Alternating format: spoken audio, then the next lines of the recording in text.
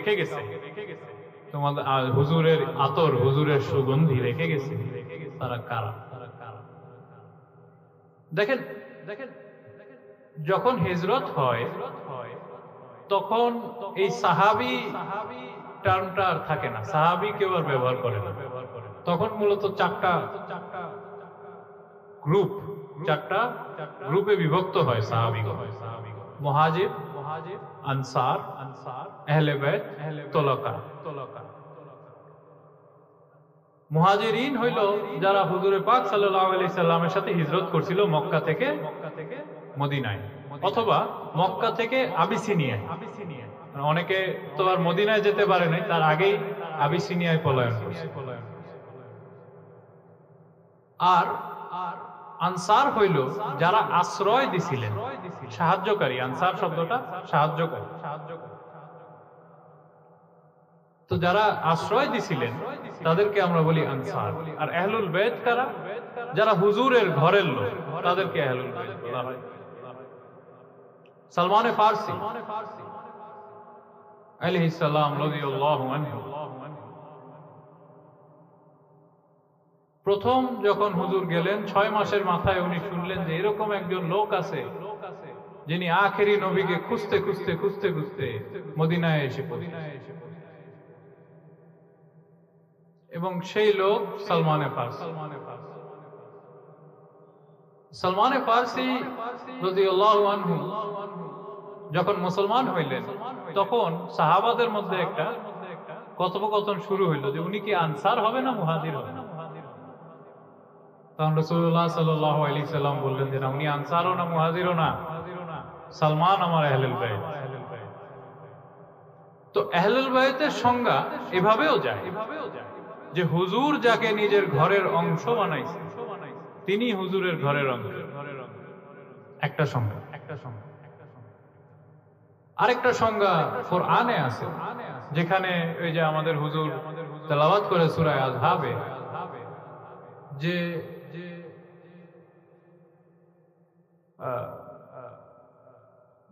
হুজুরের স্ত্রীগণ এবং যারা যারা বানু হাশিমের যে ঘর ছিল মসজিদে নববীর পাশে, ওখানে থাকতো, ওনারা আহলে বাইত। তো ওখানে হুজুরের বিবিরাও আছেন, হুজুরের চাচাও আছেন, হুজুরের চাচার সন্তানরা আব্বাস এবং আব্দুল্লাহ ইবনে আব্বাস রাদিয়াল্লাহু আনহুম, ওনারাও আছেন। তো আহলে বাইতের একটা বৃহত্তর সংজ্ঞাও তৈরি হয় কোরআনে। আর আহলে বাইতের আরেকটা সংজ্ঞা আমরা দেই, যেটা হচ্ছে পাকে পাঞ্জেতান। পাক পাঞ্জেতান শব্দটা ফার্সি শব্দ, অর্থ পাক, পাঁচজন পাক ব্যক্তিত্ব, পাঁচজন পাক ব্যক্তি। কিন্তু এনাদেরকে আসলে আহলে বাইত বলা হয় না আরবিতে। আরবিতে বলা হয় ওনাদেরকে আহলুল কিসা।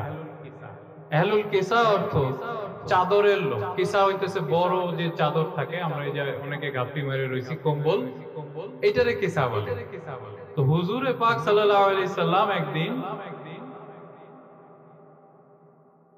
ইমামে হাসান, ইমাম হুসেন, ফাতেমা সালামুল্লাহ আলাইহা এবং ইমামে পাক ইমাম আলী আলাইহিস সালামকে নিজের কম্বলের নিচে নিলেন। নিয়ে আল্লাহর কাছে দোয়া করলেন, আল্লাহ এরা আমার আহলে বাইত, এরা আমার ঘরের লোক, তুমি এদেরকে সব সময় হেফাজত করো।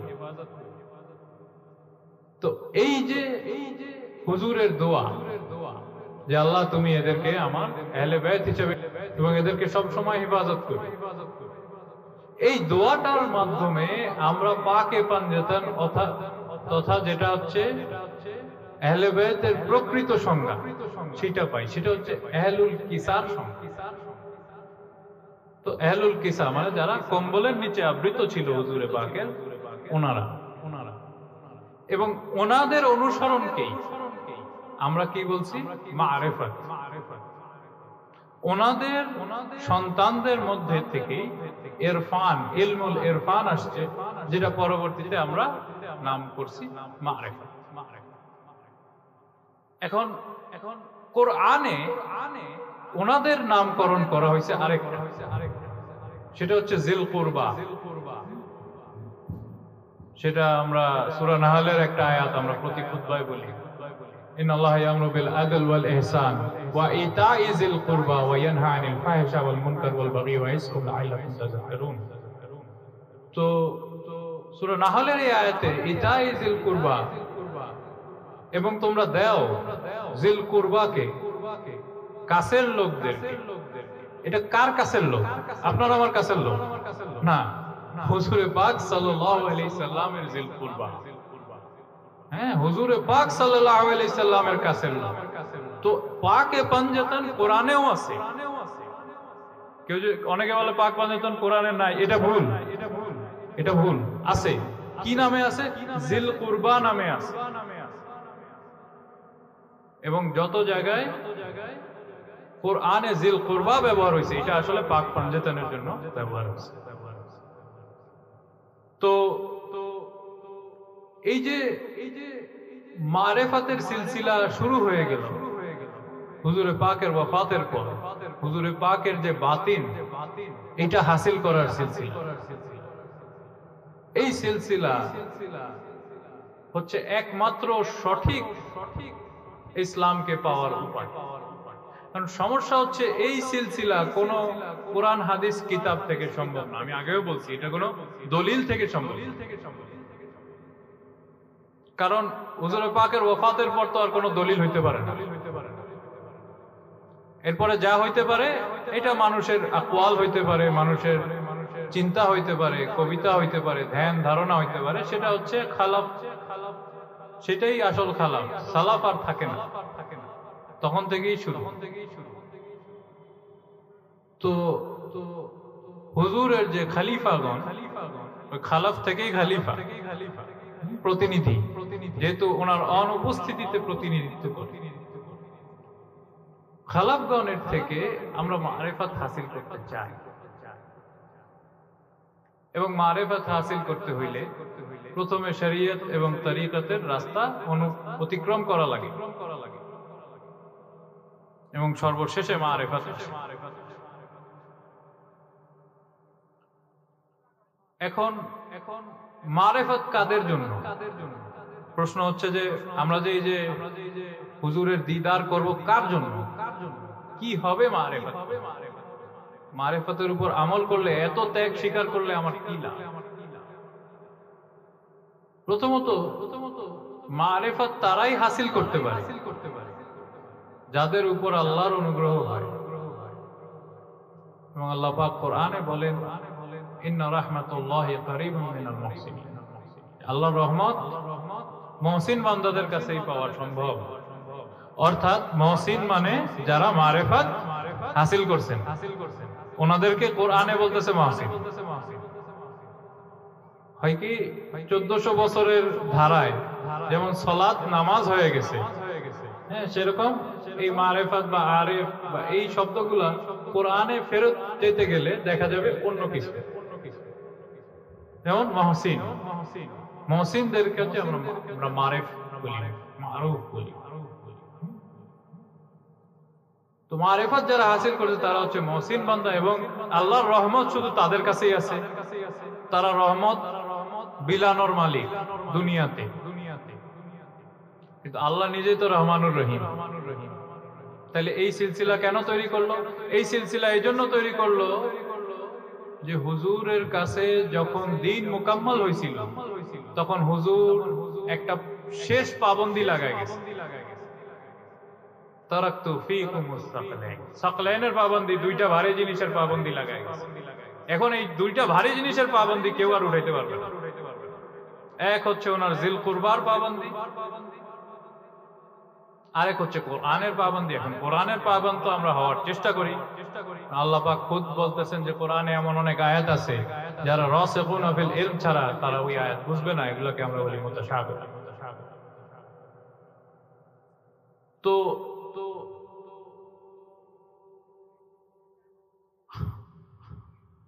আমরা যারা রহমত চাই, আল্লাহর রহমত চাই না, আমরা সকলেই এখানে যারাই উপস্থিত, এখানে কেন আসছে সবাই?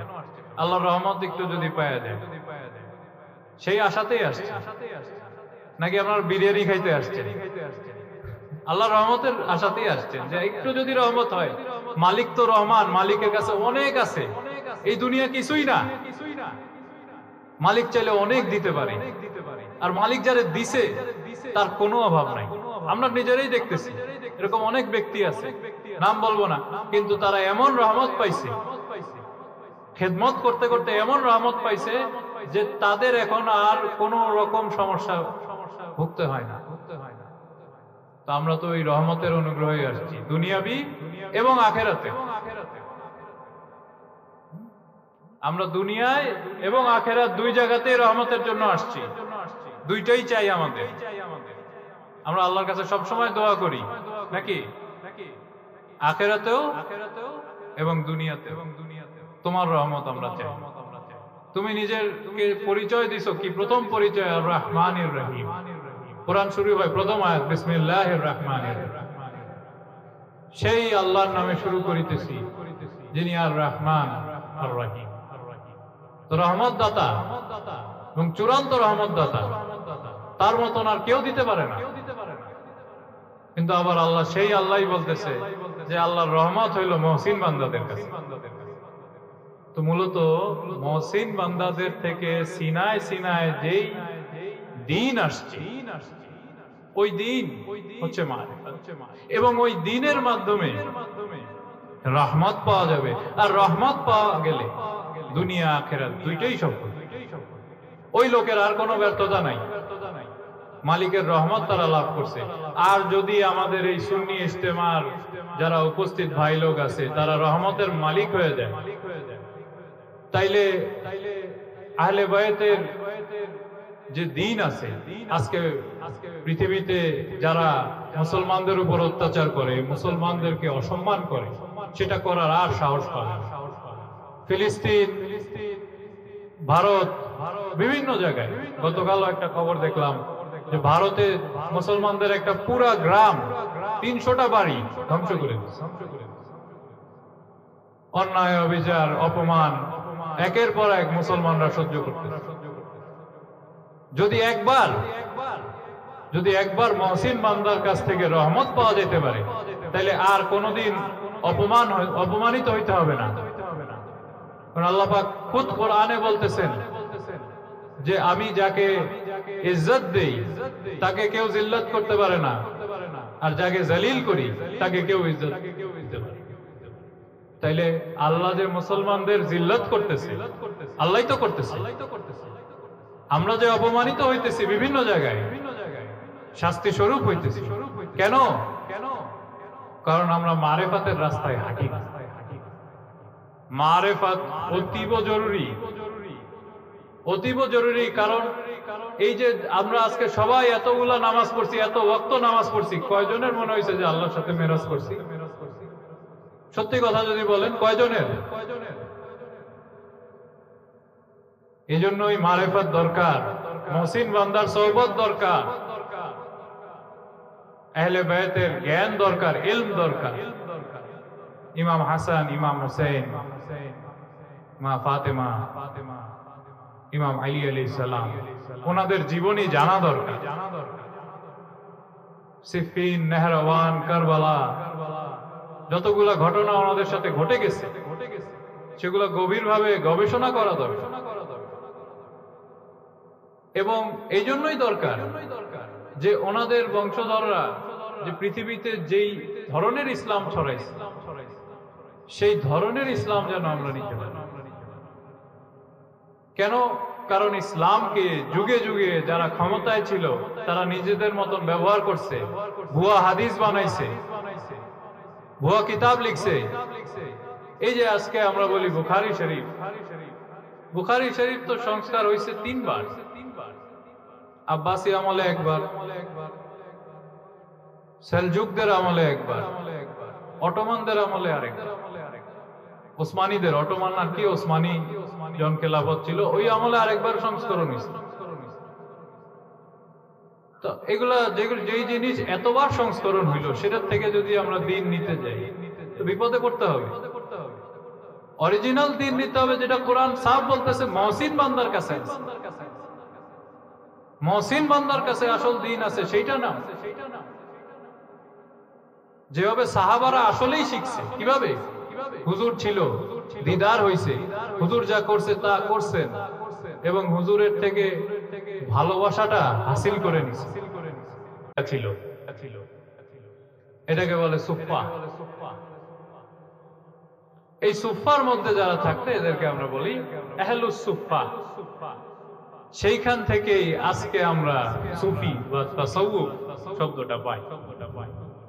তারা হুজুরের বাতেনটা নিতে নিতে নিতে নিতে নিতে নিতে এত আরেফ হয়ে গেছে যে এখন আর তাদের অন্য কোনো কিছুর দরকার নেই,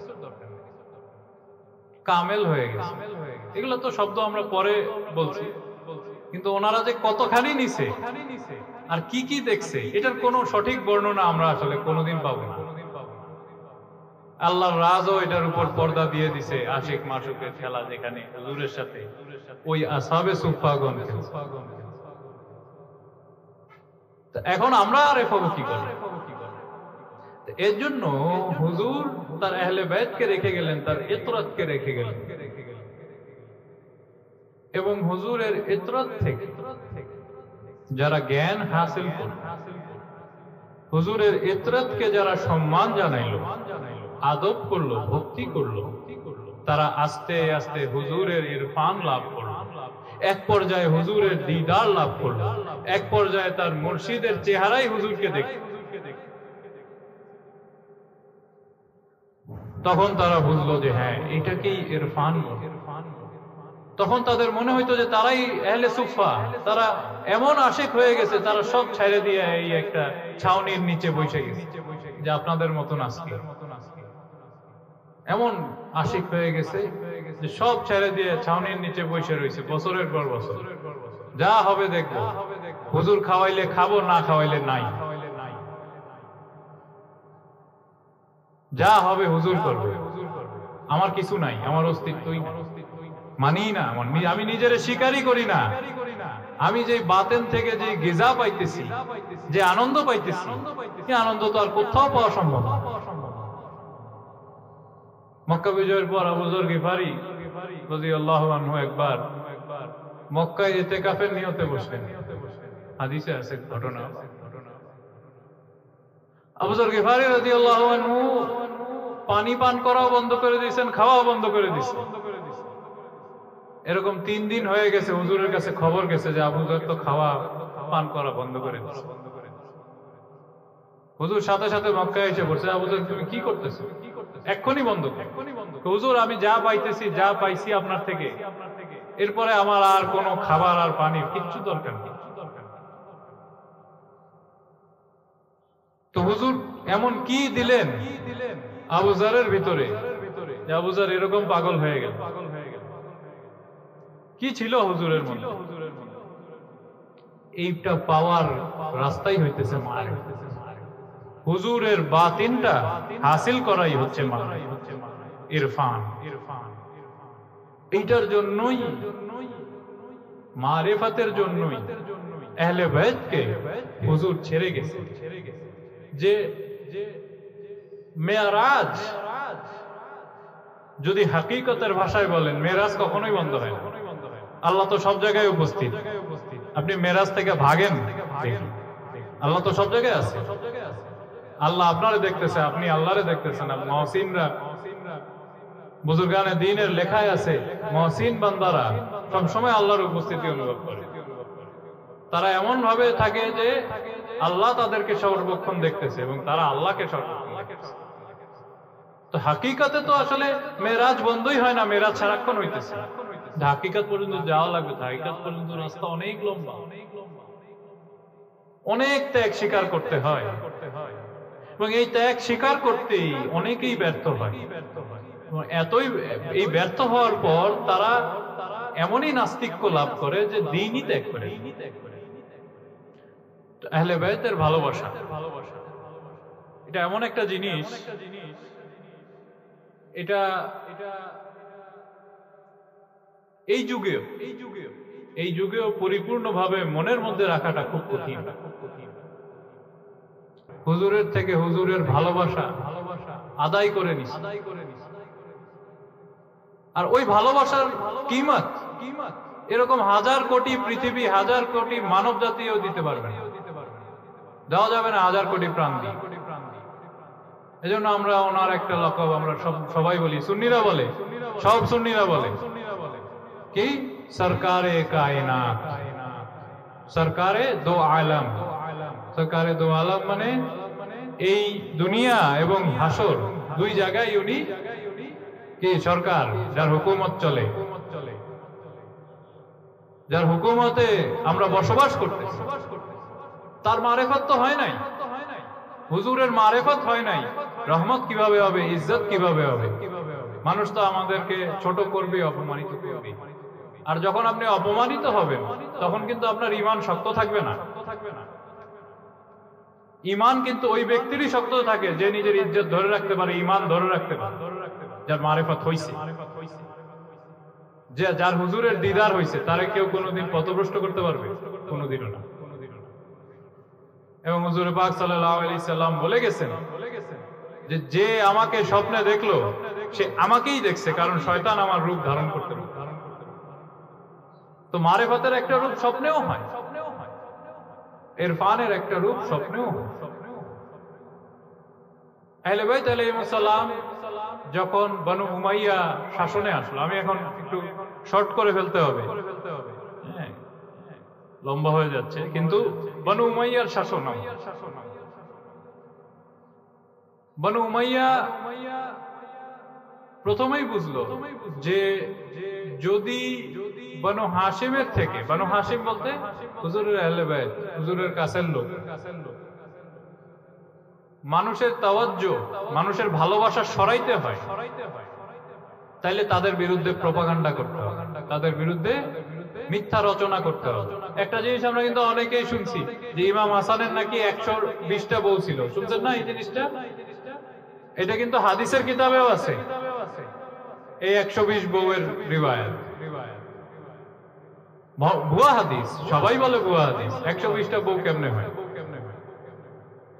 তো এইসব ভুয়া রিওয়ায়াত কারা তৈরি করলো? এই বনু উমাইয়ারা, যেন যেন ওনাদের থেকে মানুষের ভালোবাসা সরে আসে এবং তাদের হুকুমতকে মানুষ সালাম জানায়, তাদের হুকুমতকে গ্রহণ করে নেয়। তো আহলে বাইতের সাথে হুকুমরানদের সবসময় একটা দ্বন্দ্ব লেগে থাকে, সবসময়। এবং হুকুমতে যারাই থাকতো তারা আহলে বাইতের প্রতি মানুষের যে ভালোবাসাটা, কেন ভালোবাসা থাকতো? কারণ আহলে বাইত কারো উপরে দিন চাপায় দিত না, কোন শরীয়তকে কারো উপরে চাপাইতো না, কারণ কোরআনে সাফ বলা আছে লা ইকরাহা ফিদ্দীন,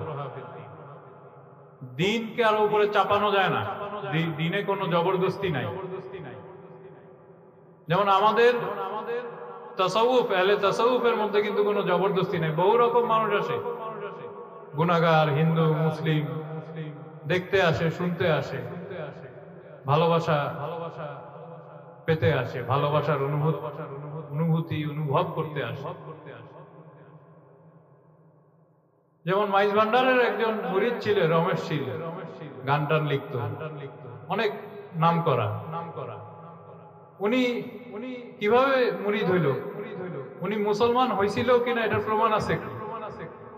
তো এই যে বিষয়গুলা, যে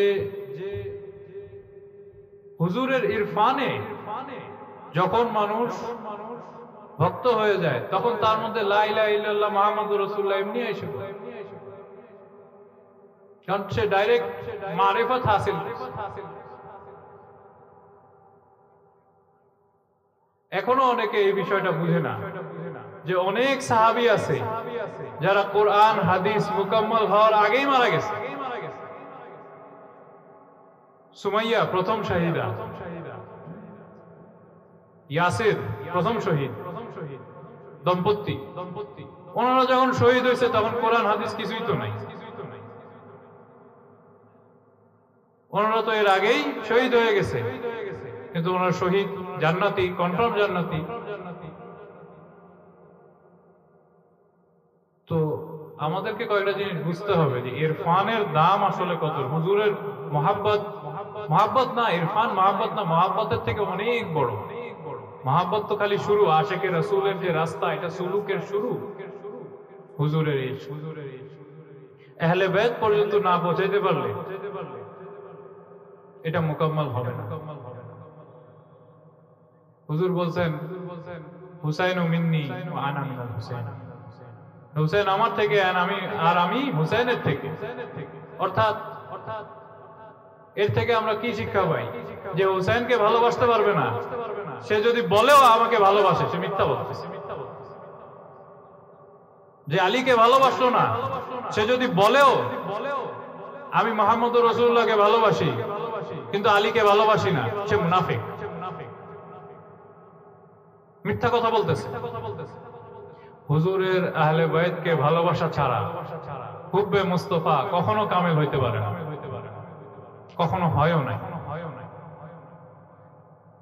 এজন্য কামেল মুর্শিদের সোহবতে বসতে হবে। আমরা সকলেই ওয়াদা করি, এখান থেকে যারাই এখানে উপস্থিত আছি, একটা জিনিস আমরা নিজেদের মধ্যে ওয়াদা করি যে আমরা মুর্শিদের কাছ থেকে আহলে বাইতের সবকটা সম্পূর্ণরূপে নিই, ইরফান সম্পূর্ণরূপে নিই।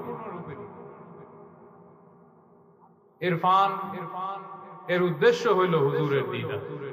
আমার পরে কি বলেন? ইরফানের মুকাম্মল হইল হুজুরের দিদার। এবং যেমন সাহাবীরা ওনার দিদার করে ওনার প্রেমে পাগল হয়ে গেছে, সেরকম ওনার দিদারের পর ওইটার তাসিরও ওই ব্যক্তির মধ্যে থাকবে। যে মহসিন বান্দা হবে তার মধ্যে হুজুরের দিদারের তাসির থাকবে, অর্থাৎ তার মধ্যে হিকমত থাকবে। হিকমতটা কি? যে অনেক জায়গায় শরীয়তের অনেক আইন রহিত হয়, অনেক জায়গায় শরীয়তের অনেক আইন রহিত হয়, আবার অনেক জায়গায় এমন কিছু আইন জারি করতে হয় যেটা শরীয়তে নাই। দুর্ভিক্ষের সময় হাত কাটার যে নির্দেশ, এটা সাময়িক রহিত করা হয়েছিল, তো আমরা অনেকেই শুনছি সাময়িক রহিত করা হয়েছিল, কারণ যেহেতু দুর্ভিক্ষ, খাদ্যের অভাব, অনেকেই চুরি চামারিতে জড়িত হয়ে গেছে। তো সাময়িক রহিত করার কারণ কি? যিনি করছেন তার হিকমত ছিল, তার হুজুরের মারিফাত ছিল। এখন যদি কট্টর ভাবে সে কোরআনের ওই আয়াতকে মানতে যাইত, সে তো উল্টা অন্যায় করে ফেলত। কারণ কোরআন তো এই অক্ষরের কিতাব না, এই কাগজের কিতাব না। ওয়ালাউ নাযালনাল কুরআনা ফিল কিরতাস, যে আমরা কোরআনকে কি করি নাই, কাগজের উপরে নাজিল করি। কোথায় নাজিল করছে? হুজুরের কলবে নাজিল করছে। তো আসল কোরআন কোথায়? কলবে, হুজুর পাক সাল্লাল্লাহু আলাইহি সাল্লামের কলবে। এবং এটা লিখিত রূপ হইতেছে যেটা আমাদের হাতে আছে, কাগজ কলমের কোরআন, এটা আমাদের হাতে আছে, এটার লিখিত রূপ। কিন্তু যার হিকমত নাই, তার কাছে কোরআনের কোনো মূল্য নাই। দেখেন যারা ইমাম হোসেন আলাইহিস সালামকে কতল করছিল, তারা কোরআন কম জানতো না। সেখানে অনেক হুফাজও ছিল, সাহাবীদের সন্তানও ছিল, যারা কোরআনের হাফেজ। তো তারা যখন ইমাম হোসেন আলাইহিস সালাম তাদের বলতেছে কারবালার ময়দানে, তোমাদের মধ্যে কি কোনো মুসলমান নাই? তোমাদের মধ্যে একজনও ইমানদার নাই? তখন হুর ছাড়া আর কেউ আসে না। হুর একজন ছিল উবাইদুল্লাহ ইবনে জিয়াদের বাহিনীতে, যার মনের মধ্যে একটু কম্পন হয়েছে এই কথা, এবং সে ঘুরে আসছে। এছাড়া আর কেউ আসে নাই। এখন